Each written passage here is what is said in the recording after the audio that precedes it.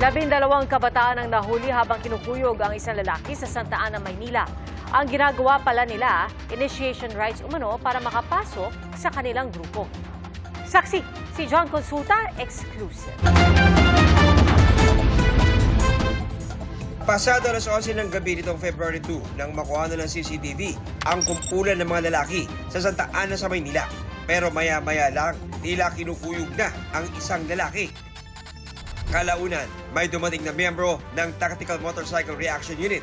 12 kabataan ang nahuli, 10 sa kanila, mga minor de edad. Base sa investigasyon ng MPD, miyembro ng gang ang mga sangkot at ang nakuhanan ng CCTV, initiation rites umano. Naalaman natin na yung inisasyon na tinatawag nila ay jump in. At yung sinasabi nating pagdadaanan ng ating biktima, ito yung tinatawag na 30 seconds massacre, na kung saan ay kanilang sasaktan, susuntukin, tatadyakan yung pumapasok sa kanilang grupo. Free for all yung nangyari sa kanya. So nakita natin mostly sa katawan niya yung mga pasak. Ayon sa isa sa mga suspect, hindi maaaring kumanti ang biktima. Hindi po. Tatakpan lang po niya yung katawan po niya. Sasalag lang po. Para po di po siya tama masyado.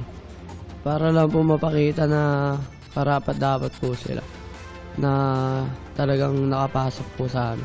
Doon sa ating pinail na kaso, Republic Act 11053 o yung tinatawag nating anti-hazing law, na kung saan pwede silang makulong ng 12 years hanggang 20 years at magmulta ng 1 bilyon.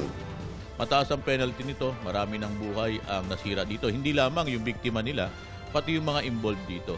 Napakahalaga nito sa ating mga magulang na bantayan nyo yung inyong mga anak. Tignan nyo yung mga activities nila at paalalahanan tungkol sa mga bagay na to. Para sa GMA Integrated News, John Consulta, ang inyong saksi.